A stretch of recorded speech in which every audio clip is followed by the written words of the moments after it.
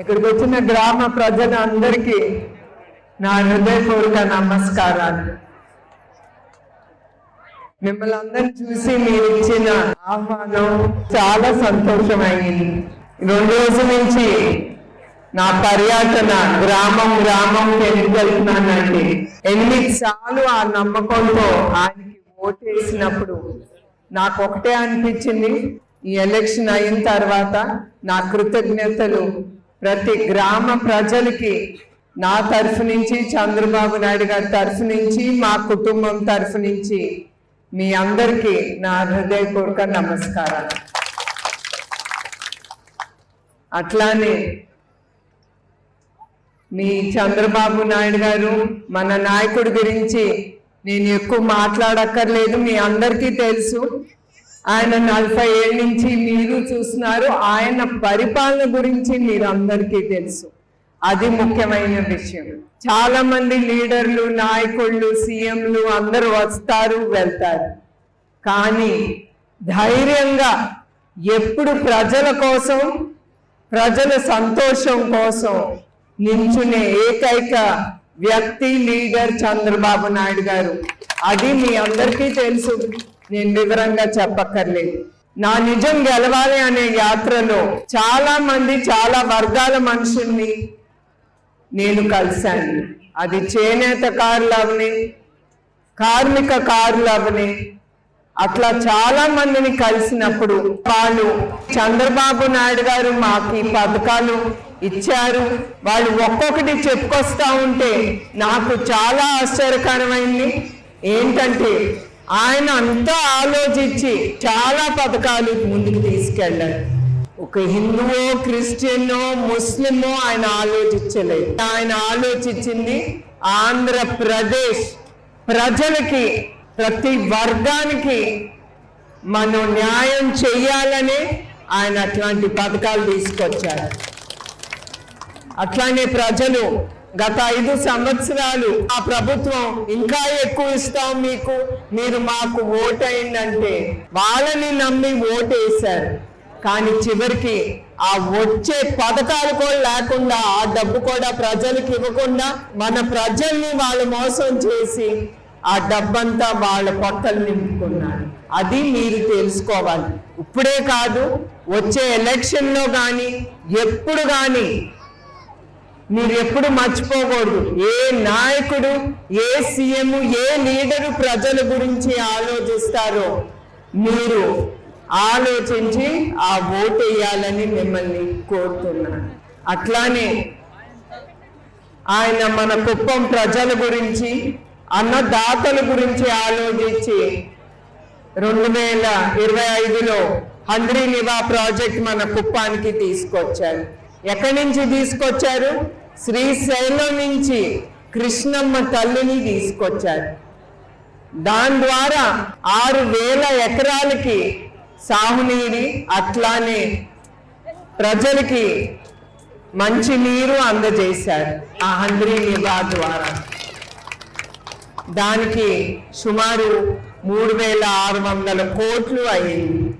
ఆయన ప్రజలకి హామీ ఇచ్చారు, ఎలక్షన్ ముందల తప్పకుండా ఎలక్షన్ అయినంటే 6 పథకాలు ప్రజలకి అందజేశారు. అది గొప్పదనం మీ నాయకుడి. ఖాళీ ఖజానా అప్పచెప్పారు చంద్రబాబు నాయుడు గారికి. ఆయన ఎంత ఆలోచించి ఒక్క నయా పైసా ఖజానా లేకపోయినా కూడా ఆయన ప్రజలకి నేను హామీ ఇచ్చింది అందజేయాలని ఆ డబ్బు తీసుకొచ్చి మీ అందరికీ ఖర్చు చేస్తున్నారు ప్రతి నెల. అట్లానే P4 మీరందరూ, ఎస్పెషల్లీ మహిళలు, మీరందరూ ఆ P4 అనేది దాంట్లో మీరు పాల్గొనాలి. మీ కాళ్ళ మీద మహిళలు ధైర్యంగా నుంచోటానికే ఆ పథకాలన్నీ చంద్రబాబు నాయుడు గారు తీసుకొచ్చారు.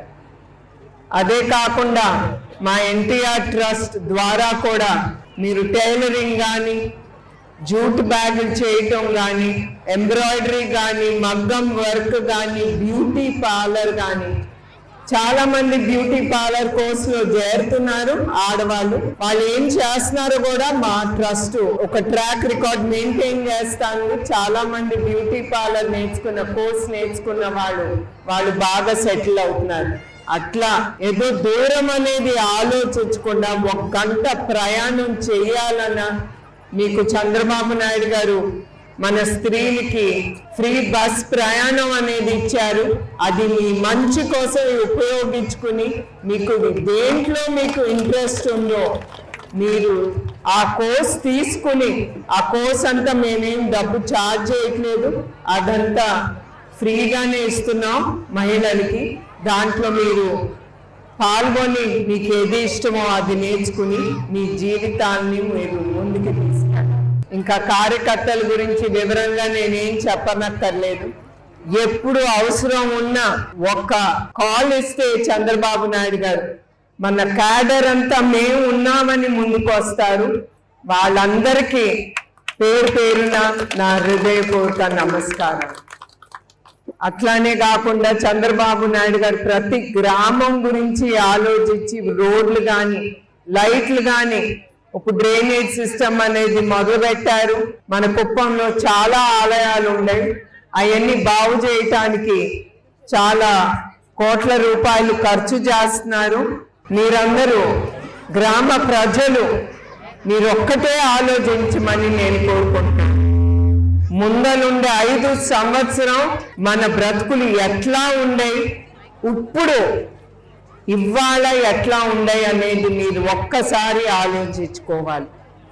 మీ అందరి కోసం ఆయన చాలా కష్టపడి ఒక ఇండస్ట్రీ తీసుకురావాలంటే చాలా కష్టం. పెద్ద పెద్ద ఇండస్ట్రీస్ వాళ్ళు మన కుప్పానికి ఆయన తీసుకొచ్చారు. పోయినసారి ఎలక్షన్ అప్పుడు నేను వచ్చినప్పుడు ముందటిసారి అడిగేవారు, మన పిల్లలు మా దగ్గర ఉండట్లేదు, మీరు ఏమన్నా ఒక ఇండస్ట్రీయో ఏదో తీసుకురావాలి, వాళ్ళు బెంగళూరు చెన్నైకి వెళ్ళిపోతున్నారు, కొంచెం చూడండి అమ్మా ఏదో చేయండి అని. ఇప్పుడు ఆ 30 ఇండస్ట్రీలు మన కుప్పంకి తీసుకొచ్చారు మన బిడ్డల కోసం. ఇండస్ట్రీస్ కానీ పెట్టుబడులు కానీ ఒక్కరిని చూసి వస్తాను. ఆయన ఎంతో కష్టం చేస్తున్నారు. ఆయన ఏదో ఊరుకునే వాళ్ళు ఎవ్వరు రారు. గత 5 సంవత్సరాలు ఆ నమ్మకం లేదు కనుక ఆ నాయకత్వం మీద ఒక్క ఇండస్ట్రీ కూడా మన ఆంధ్రప్రదేశ్లో రాలేదు. అట్లా మీరు కూడా మీ బిడ్డల్ని ప్రోత్సహించి ఆ ఇండస్ట్రీలో తప్పకుండా మీరందరూ మీ బిడ్డలు ట్రైనింగ్ తీసుకుని, మహిళలు కూడా ట్రైనింగ్ తీసుకుని మీరందరూ ఉద్యోగాలు చెయ్యాలి, మీరందరూ సెటిల్ అవ్వాలనే చంద్రబాబు నాయుడు గారు మన కుప్పం ప్రజల కోసం మన కోసం ఆయన ఆలోచించి తీసుకొచ్చారు. మీరు సంతోషంగా ఉంటే మన రాష్ట్రం సంతోషంగా ఉంటుంది, మన యావత్ భారతదేశం కూడా ప్రజలు సంతోషంగా ఉంటే భారతదేశం కూడా సంతోషంగా ఉంటుంది, ముందుకి వెళ్తుంది. సో మిమ్మల్ని అందరినీ నేను కోరేది ఒకటే, ఇప్పుడు ఏమొస్తుంది నాకు అనేది ఆలోచించబాకండి. రేపు ఏంటి, రేపు మా పిల్లలు భవిష్యత్తు ఏంటి అనేది మీరు ప్రతి ఒక్కరూ ఆలోచించి మీరు వచ్చే ఎలక్షన్లో కూడా మీరు ఓటేయాలి చంద్రబాబు నాయుడు గారికి, తెలుగుదేశానికి. ఇక్కడ ఉండే ప్రతి ఒక్కరికి ఇంత లేట్ అయినా కూడా మీరు చాలా ఓపికగా ఇక్కడ కూర్చున్నారు. నా హృదయపూర్వక ధన్యవాదాలు. ఈ సభ ముగించే ముందు మన కార్యకర్తలకి, మన లీడర్లకి, ప్రతి ఒక్కరికి నా హృదయపూర్వక నమస్కారాలు.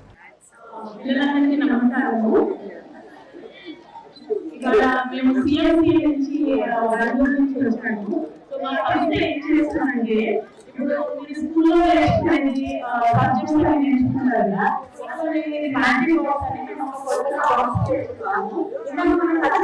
కదా, సో ఈ కథలు ఏం నేర్చుకున్నారు అంటే అందరితో ఎట్లా మంచిగా ఉండాలి, అదంతా సబ్జెక్ట్ ఎలా ఉండాలి అనేది నేర్చుకుంటారు. అట్లాగే దాంతో పాటు మనం మాట్లాడుతున్నాం కూడా మన భారతదేశం డెమోక్రసీ, సో డెమోక్రసీ గురించి అంశం కూడా కొంచెం చెప్తాను అన్నమాట ఈ మోస్ ద్వారా. ఓకే, సో రోజు మీ వర్క్ ఏమవుతుందంటే రోజు మీ టీచర్ మీకు 10 నిమిషాలు క్లాస్ మొదలయ్యే ముందర మాట్లాడతారు. దాంట్లో ఎన్నో పనులు ఉంటాయి, ఎన్నో విషయాలు తెలుసుకుంటారు. దాంట్లో మీకు మీ క్యూరియాసిటీ ఆలోచన తెలుస్తుంది. అండ్ మీరు మీ సబ్జెక్ట్స్ అన్ని నేర్చుకునే విధానం కూడా మాది ఎంతో మంచిగా తెలుసుకుంటున్నారు.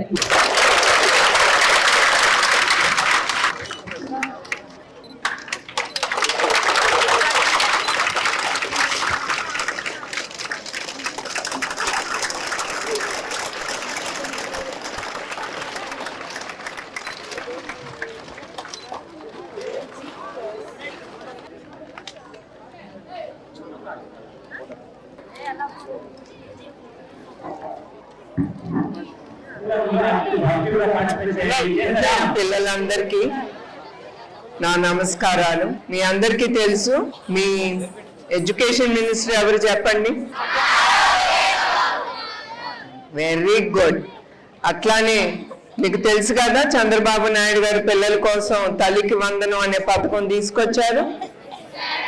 ఎస్, దాని ద్వారా మీ తల్లిదండ్రులకి చాలా రిలీఫ్ వచ్చింది. ఆ పథకాన్ని మీరు చాలా చక్కగా ఉపయోగించుకుని మీ భవిష్యత్తు కోసం మీరు ఆలోచించుకుని మీరు బాగా మీకు ఏమి ఇష్టమో దాని మీద మీరు ఫోకస్ పెట్టి బాగా చదవాలని నేను కోరుకుంటున్నాను. మీ భవిష్యత్తు మీ చేతిలో ఉంటుంది. అర్థమైందా? దాన్ని చక్కగా తీర్చిదిద్దుకుని మీరందరూ ముందుకెళ్ళాలి. ఇక్కడ చదువు అయిన తర్వాత మీరు ఇంటికి కూడా వెళ్ళి తల్లిదండ్రులకి ఏమి పని చేయగలరో చెయ్యాలి మీరు. అర్థమైందమ్మా? అండ్ ఈవెన్ బాయ్స్, ఓకే, ఇక్కడ పని అయిన తర్వాత ఇక్కడ చదువు అయిన తర్వాత మీరు ఇంటికి వెళ్ళి మీ నాన్నగారికి ఏమైనా సహాయం కావాలో చేసి మీ హోంవర్క్ అన్ని అవజేసుకుని మీ టీచర్లు కూడా మీకు చదువు చెప్పాలంటే వాళ్ళకి సంతోషంగా ఉండాలంటే మీరు బాగా ఫోకస్డ్ గా చదువుకోవాలి. అర్థమైందా?